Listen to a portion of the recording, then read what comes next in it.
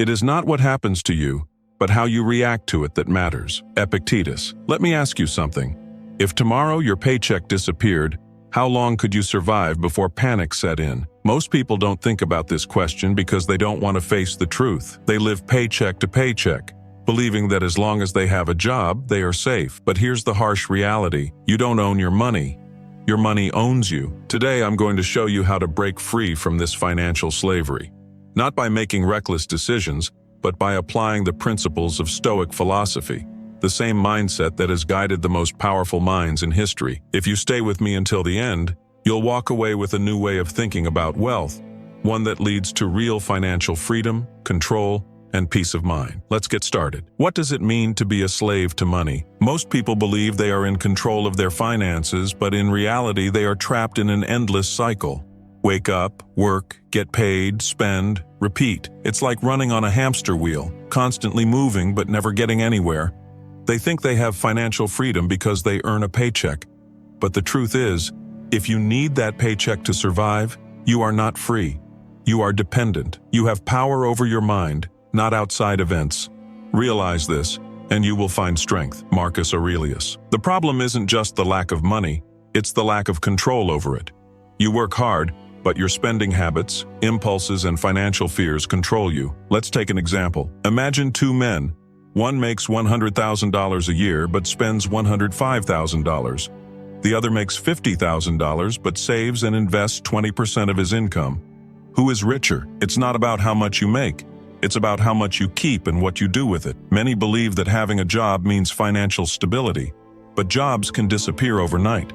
If your entire life depends on a single paycheck, that's not security, that's risk. The real problem isn't just making money, it's how you think about it.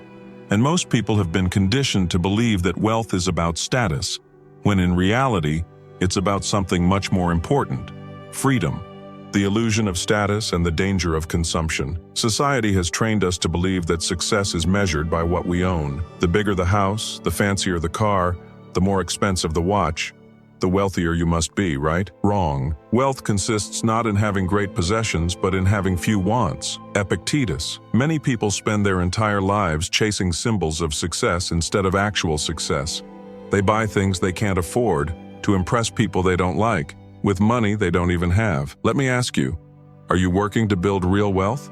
Or are you just funding a lifestyle to appear wealthy? Think about the person earning a six-figure salary but drowning in debt. Every new raise goes into a bigger mortgage, a more expensive car, or luxury vacations. Things that drain money instead of generating it. Meanwhile, the person with a lower income but a disciplined mindset is quietly building investments, accumulating assets, and securing financial independence. True wealth isn't about what you own. It's about the freedom you gain from your money. Most people don't realize they're trapped. They live in a cycle of earn, spend, crave more, repeat. They chase the next dopamine hit, a new gadget, designer clothes, the latest iPhone, without ever stopping to ask, do I really need this? The greatest wealth is a poverty of desires. Seneca. The real issue isn't just spending, it's the mindset behind it. When you spend every dollar you make, you are choosing short-term pleasure over long-term freedom. And the worst part, you are sacrificing something far more valuable than money itself: your time. The cycle of financial slavery. Most people don't realize they are stuck in a self-imposed prison, one where they trade their time for money but never truly build wealth. This cycle keeps them working harder, yet feeling like they are always one step behind. Here's how it works. Step 1. You work a job to earn money. Step 2. You spend most of it on bills, debts, and lifestyle expenses. Step 3. You feel stressed, so you buy something to feel better. New clothes, a car upgrade, a weekend getaway. Step 4. The money runs out. You need your next paycheck. Step 5. You repeat the cycle, year after year, paycheck after paycheck. Sound familiar? If you do not control your spending, you will always be a servant of your wealth. Marcus Aurelius, paraphrased. The worst part? Most people don't see a way out. They assume this is just how life works. But ask yourself, if you stopped working today, how long could you survive without a paycheck? If the answer is not long, then you are financially dependent, not free. You are controlled by your need for money.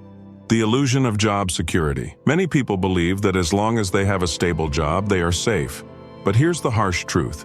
You are one decision away from losing everything. A company restructure, an economic crisis, an unexpected layoff. Suddenly your income is gone. If you rely solely on your job to survive, you are not financially secure. You are financially vulnerable. So how do the wealthy escape this trap? They change the way they think about money. They don't just work for money, they make money work for them. Let's talk about how.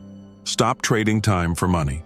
For most people, making money means one thing: trading their time for it.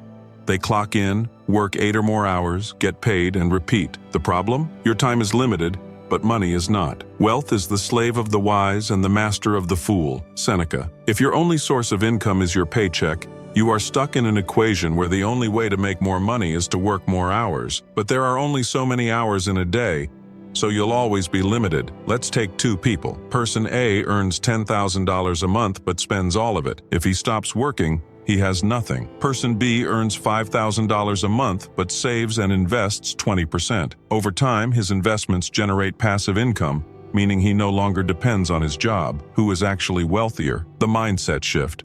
Wealthy people don't just work for money, they make money work for them. Instead of just earning and spending, they buy assets that generate more money. Here's how. Step 1. Reduce unnecessary spending and increase savings. Step 2. Invest in assets, stocks, real estate, businesses that generate passive income. Step 3. Keep reinvesting profits until your passive income covers your living expenses. Ask yourself, right now, how much of your money is actually working for you? If the answer is 0, then you're stuck in the cycle of trading time for money. The key is to keep company only with people who uplift you, whose presence calls forth your best. Epictetus. Surround yourself with people who think like the wealthy. Stop taking financial advice from broke people who tell you that a job is your only security. But even with investments, there's one thing that will always keep you poor: your own uncontrolled desires. And that's what we need to fix next. Master your desire for consumption. One of the biggest reasons people stay broke isn't just low income. It's uncontrolled spending. The moment they earn more, they find ways to spend more. A bigger house, a fancier car, designer clothes. But no matter how much they make, they never feel financially free. It is not the man who has too little, but the man who craves more, who is poor. Seneca. This is the consumer trap.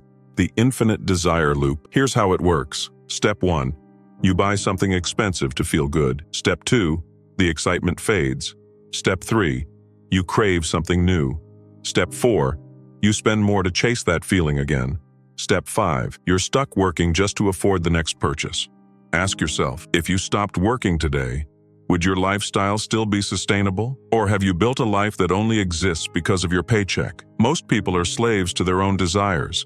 They don't need a bigger house, but they upgrade anyway. They don't need a luxury car, but they finance one because they deserve it. And so, they remain trapped, spending every dollar they make and never building real wealth. The greatest wealth is a poverty of desires. Seneca. The Stoic solution: practice voluntary minimalism. The Stoics had a technique called practicing poverty. They would intentionally live with less, wearing simple clothes, eating basic food, not because they had to, but to prove to themselves that they could. Why? Because once you learn to be content with little, money loses its power over you. Challenge. For the next 30 days, cut out all unnecessary expenses. See what it feels like to live with only what you truly need. Now that you've started controlling your spending, the next step is even more powerful.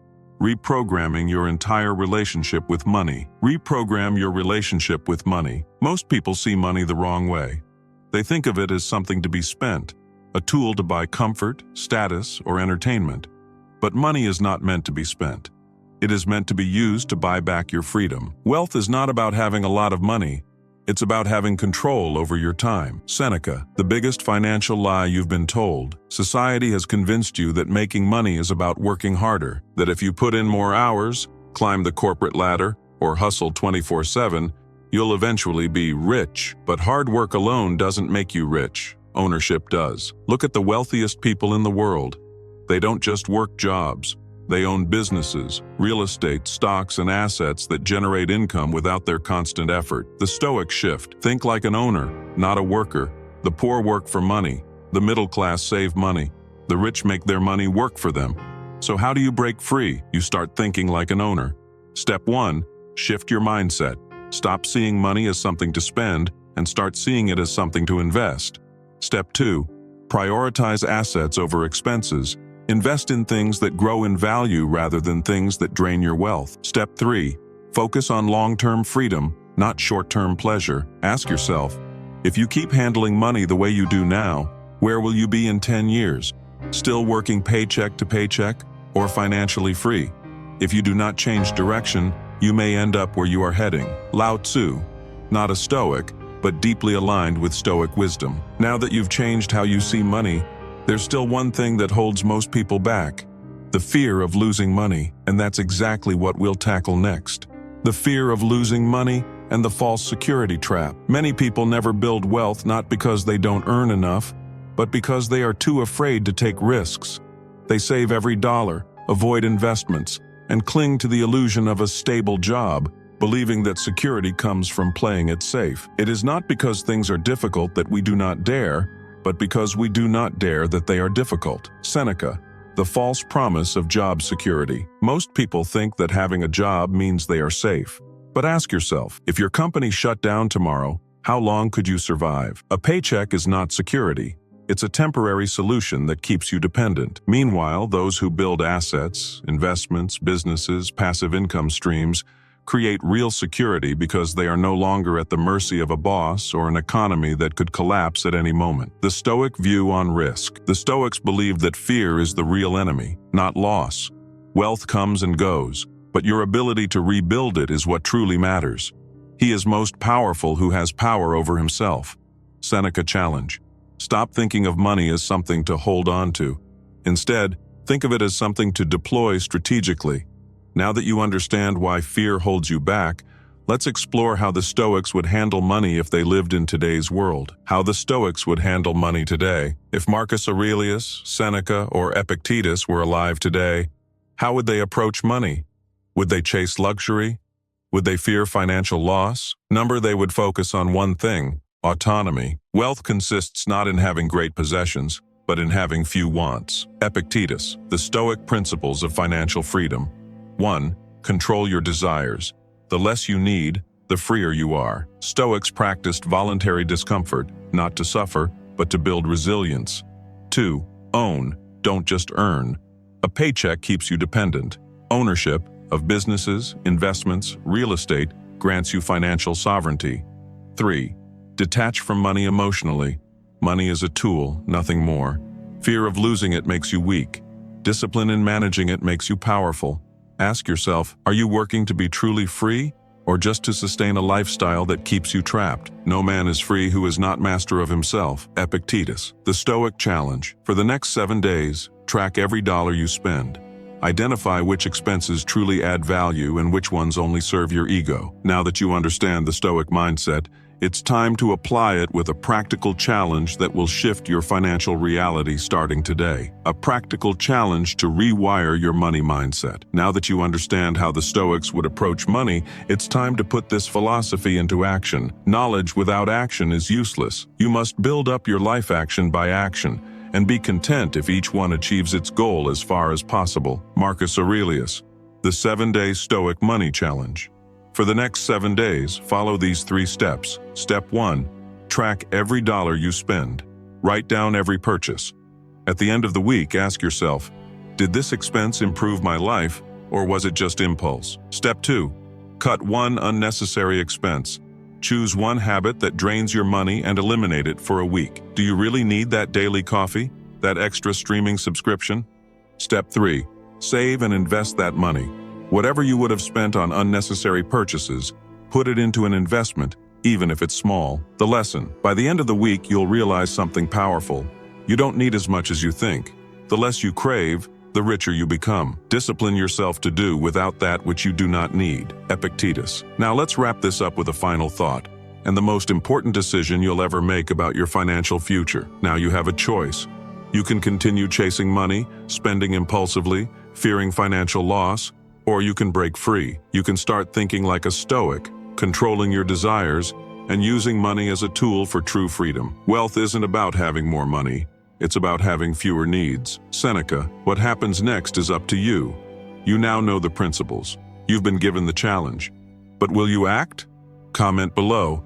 What's the first change you're making in your financial life starting today? Like this video if it gave you a new perspective. Subscribe for more insights on wealth, mindset, and stoicism. Turn on notifications so you don't miss what's coming next. A man is wealthy in proportion to the number of things he can afford to let go. Henry David Thoreau. Not a Stoic, but aligned with Stoic wisdom. Now go apply what you've learned. Your financial freedom starts today.